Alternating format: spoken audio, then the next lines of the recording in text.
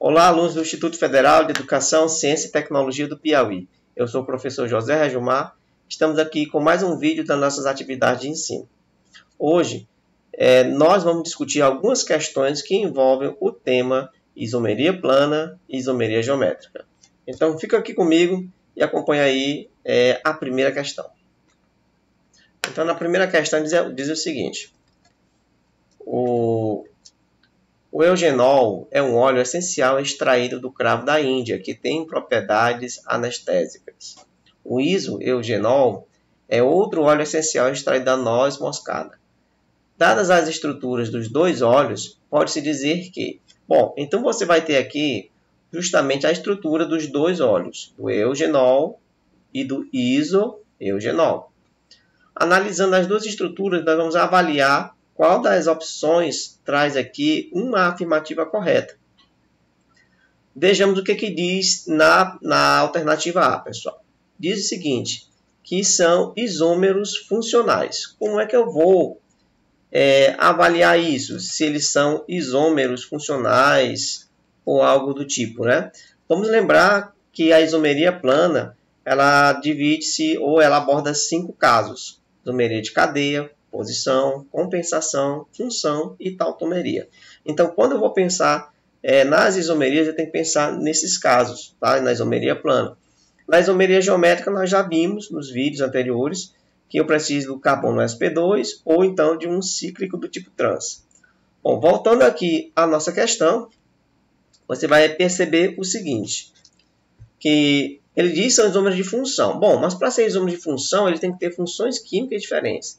Veja que aqui nós temos a função fenol, aqui a função éter, e na parte de baixo do anel aromático nós temos a função alceno.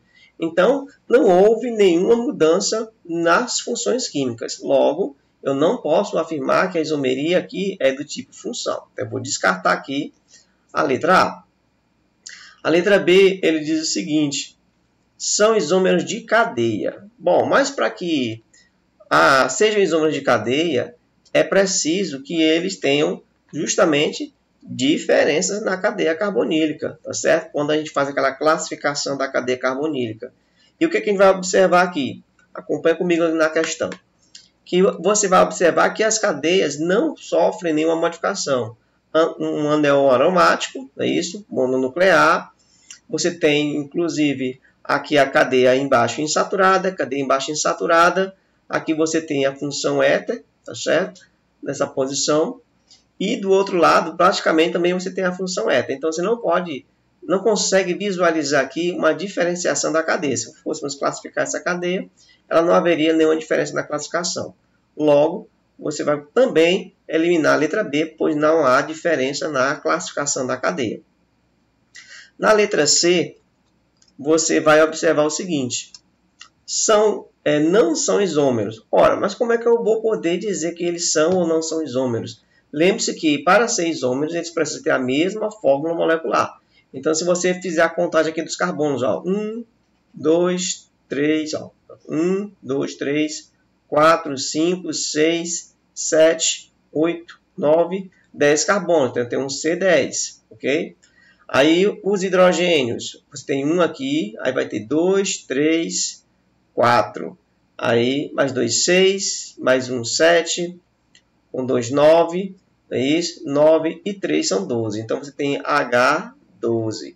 E você tem aí 2 oxigênios. Quando você vai observar para o isoeugenol, você vai observar que tem também 1, 2, 3, 4, 5, 6, 7, 8, 9, 10 carbonos, C10, hidrogênios, 1, 2, 3, 4, é isso? Aí 5, 6, aqui tem 9, 9 e 3 são justamente 12, H12, e ele possui aqui 2 oxigênios, então O2. Logo, eles são isômeros, pois têm a mesma fórmula molecular, mas diferente, alguma diferença que nós estamos tentando identificar ali, tá certo? Bom, sendo assim, já sabemos que eles são isômeros, logo, a letra C aqui, tá certo? Está errada também. Bom, vamos eliminar aqui a letra C. Letra D. São isômeros de posição. Bom, mas o que é a posição? Vamos apagar aqui esses rabiscos para deixar a questão limpa novamente. E você entender o que é isomeria de posição. Que seria a mudança na posição de um ramo, de um grupamento ou de uma insaturação. Ligação dupla ou ligação tripla. Veja que no caso da hidroxila, ela está na mesma posição em relação ao grupo metox, tá certo? Então, não houve mudança de posição. E esse grupo metox também está na mesma posição em relação a essa cadeia carbonílica de alceno. Só que a ligação dupla, ela está aqui no carbono 1 dessa cadeia carbonílica, e se nós partirmos do mesmo carbono, tá certo? Ele está agora na frente do carbono 2. Quer dizer que a mudança, ou seja, a diferença está na posição da insaturação deste ramo aqui. Então, a isomeria é de posição. Tá? E aí ele diz que são formas tautoméricas. E aí vamos só lembrar, né, gente, que essa história da tautomeria, ela tem a ver com aqueles dois grupos funcionais, aldeído e cetona, ou aldeído enol, ou cetona enol, que não é o caso aqui. Bom, então, sendo assim, a nossa questão, a respostazinha dela aí, tá ok? É a letra D de dado. Indo para a próxima questão, o que é que nós temos aí? Nós temos a seguinte pergunta. Compare as fórmulas a seguir. Então, eu tenho essa primeira fórmula, vou dar uma analisada. É isso, vou dar uma analisadinha nessa fórmula. E na segunda, e depois já vou para a pergunta. Nelas, verificamos um par de isômeros. Que tipo de isômeros? Cis-trans, de cadeia, de compensação, de função, de posição. Bom, quando a gente está analisando a isomeria, a gente vai lembrar o seguinte. Uma das coisas bem interessantes que a gente aprendeu nas nossas videoaulas, né, é interessante você voltar e assistir várias vezes, é que eu analiso logo a cadeia pelas funções, porque a posição, a isomeria de cadeia, posição e compensação sempre ocorrem em compostos que possuem a mesma função orgânica. Só a isomeria de função ou tautomeria que há funções químicas diferentes. Então, se você voltar aqui na questão, você vai observar um detalhe interessante, que esse primeiro composto, ele é um éter, enquanto que este aqui ele é um álcool. Se são funções químicas diferentes, não tem muito o que pensar. A isomeria é de função, ok? Função química. Tranquilo, pessoal? Até aí? Então, vamos aqui à próxima questão para ver o que ela nos traz. Então, olha só o que traz essa questão aqui. A beta-naftamina, cuja fórmula estrutural é apresentada abaixo, é uma substância cancerígena que atua na bexiga humana. Então, é um negócio meio perigoso. O contato com esse tipo de substância é frequente em pessoas que lidam com certos ramos da indústria química. Identifique a opção que apresenta um isômero plano de posição. Olha só, queremos dizer de posição dessa substância aqui, ó, da beta-naftamina, ok? Da beta-naftamina. Bom, pessoal, então a primeira coisa que eu tenho que pensar é o seguinte, quando eu estou falando aí de isomeria de posição. A cadeia carbonílica tem que ser a mesma, certo? Ela tem que ter a mesma classificação. Então, o que é que vai mudar ali? A posição de um ramo, a posição de um grupamento ou a posição de uma insaturação.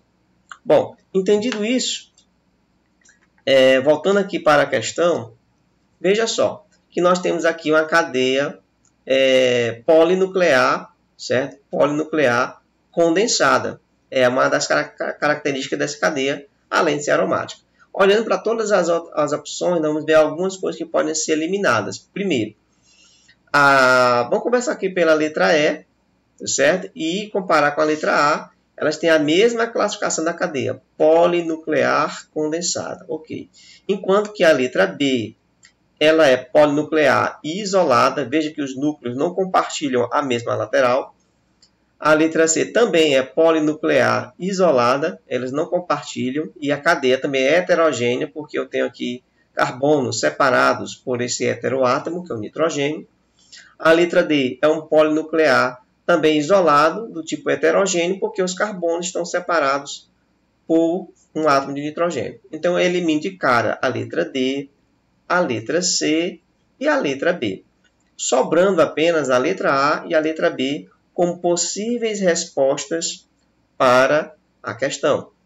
Agora, eu preciso, se eu quiser saber a posição, eu preciso estabelecer um ponto de referência na cadeia carbonílica para que eu possa comparar as duas estruturas. Então, veja só como é que nós vamos analisar aqui. Bom, vamos considerar o seguinte. Vamos considerar esse centro, ok, de condensação como sendo o ponto de partida 1. E aqui vou dizer que é o carbono 2, carbono 3. Então, em relação àquela referência que eu apontei, que é o centro, a função amina está na posição 3. Olhando para esse composto, eu posso usar esse ponto de referência ou este ponto de referência, já que eles são equivalentes. Posição 1, posição 2 e posição 3. Veja que esse composto ele não é um isômero, ele é o mesmo composto, tá certo? É o mesmo composto, só que escrito aqui de cabeça para baixo. Agora vamos para a letra E. Partindo desse mesmo ponto de referência, carbono 1 e aqui o carbono 2. Veja que a função amina agora está numa posição diferente. Logo, a nossa resposta aqui vai ser justamente a letra E, que é a resposta correta. Deu para acompanhar aí, pessoal? Viu como foi tranquilo essa questão da identificação da posição nesses núcleos, né? A isomeria de posição ela é interessante justamente por essa característica. A cadeia tem que ter a mesma classificação. E aí o que vai mudar é justamente a questão da posição ali de um grupamento qualquer. Bom, vamos aí, voltando aqui para as questões, e vamos avançar aqui para mais uma. Os isômeros de função do aldeído que apresenta a menor cadeia carbonílica ramificada, ok? E saturada, tem fórmula estrutural plana, igual a, aí eu não sei, né? Vamos aí pensar. Então, olha só, ele propõe que eu tenha um aldeído, que ele seja o menor possível e que seja ramificado e que esteja saturado. Então, eu preciso desenhar alguma coisa do tipo e depois comparar essa estrutura com as opções que eu disponho ali e tentar encontrar um isômero correspondente. Bom, então vamos voltar aqui para a questão. Então, atendendo às condições, eu vou começar aqui dizendo que ele é um aldeído. Então, precisa começar com esse grupamento aldose. Se eu acrescentar um carbono apenas, certo? Ele vai ser saturado, só que ele não vai ser o quê? Ramificado. Se eu acrescentar um segundo carbono, ele continua saturado, só que eu ainda não consigo fazer a ramificação. A cadeia aqui está com 3 carbonos. Então, só a partir desse ponto, acrescentando um quarto carbono, aí sim eu consigo fazer o quê? Um aldeído menor possível, que seja saturado e que seja ramificado. Pronto, então eu tenho aqui um C4, ok? 1, 2, 3, 4, H3, 6, não é isso? 7, 8, H8 e um oxigênio. Então eu preciso de um cara que tenha 4 carbonos, 8 hidrogênios e um oxigênio, para que ele atenda essa expectativa. Então veja só o que a gente pode fazer com essa informação. Vamos aqui, ó. A letra E, 1, 2, 3. Eu preciso de um C4. Então, a letra E já está fora. Letra D, 1, 2, 3, 4, 5. Mas eu preciso de um C4. Então, a letra D também está fora, porque tem carbonos demais. 1, 2, 3, 4, 5. Também esse aqui está fora, porque tem carbonos demais. 1, 2, 3, 4, 5, 6. Esse aqui também não vai funcionar porque tem carbono demais. 1, 2, 3, 4, olha, C4, H3, mais 2, 5, mais 3, 8, H8, e tem aqui um oxigênio, e por sua vez ele é uma cetona. Logo, a letra A é a resposta correta aí para a nossa questão. Então, veja só, o interessante dessa questão é que você, para poder chegar a essa conclusão, você precisa primeiro desenhar uma cadeia né, um composto que atendesse às características descritas na questão, que fosse um isômero do aldeído, que fosse o menor possível, que fosse saturado e que fosse ramificado. Então vamos aí para a próxima questão. O que ele nos traz aqui? Então, o composto 2-metilpentano é isômero de cadeia do composto. Qual composto? Então eu vou desenhar aqui o 2-metilpentano, ó. Pentano, 1, 2, 3, 4, 5. E o radical metil está na posição 2. C. Ok? Então vamos botar aqui os hidrogênios H, H2, H2 e H3 e H3. Ok? Já desenhei a fórmula do 2-metilpentano. Agora, olhando aqui para as opções, certo? Veja que o meu composto, a gente pode pensar o seguinte, ele tem quantos? Qual é a fórmula química desse carinha aqui, né? São 5 carbonos, ele é um hidrocarboneto, C5, na verdade tem 6, né? Porque pente, são 5 mais um radical metil, dá 6. Então a fórmula geral desse alcano vai ser C6H14, obedecendo a fórmulazinha CnH2n mais 2, que nós conhecemos aí lá do estudo dos hidrocarbonetos.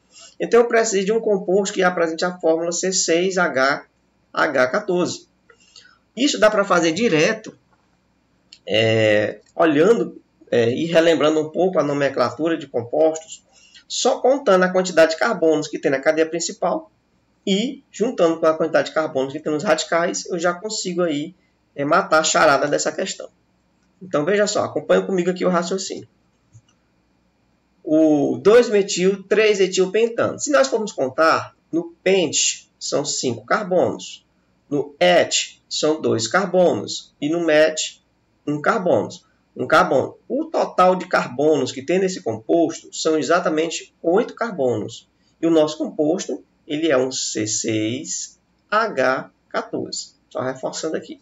Então a letra A está fora. Pente, 5 carbonos.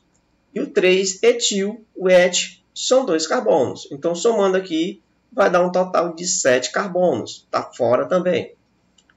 But, na letra C, são 4 carbonos.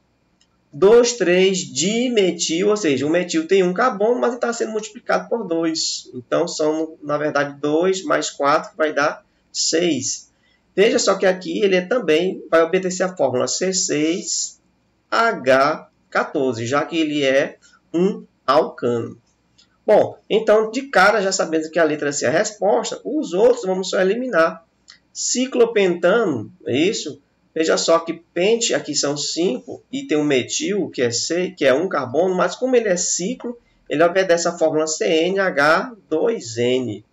Então ele seria um C6H12. Então furaria aqui a fórmula, por isso que ele está fora. E o dimetilpropano, prop são 3 carbonos, e o dimetil 1 vezes 2, não é isso? Faria 2 carbonos aqui, então eu teria, na verdade, 5 carbonos. De qualquer forma, a única opção correta que tem é o 2,3-dimetilbutano, que vai ter aí 6 carbonos e 14 hidrogênios. Então veja que você conseguiu resolver essa questãozinha, pessoal, só analisando aqui a nomenclatura de hidrocarbonetos. Conseguiu identificar qual é o isômero daquele composto apresentado inicialmente. Vamos aí a mais uma questão para a gente dar continuidade aqui ao nosso trabalho. Aqui é a nossa última questão.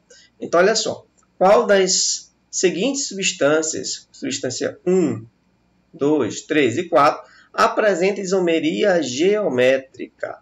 Bom, para que um composto apresente isomeria geométrica, nós vamos lembrar que ele precisa ter algumas condições. A primeira, que haja carbono sp2, ou seja, ligação dupla, e que no mesmo carbono sp2 os ligantes sejam diferentes. Certo? Com isso em mente, podemos voltar aqui para a questão e analisar o seguinte. Olha só o que acontece no item 1.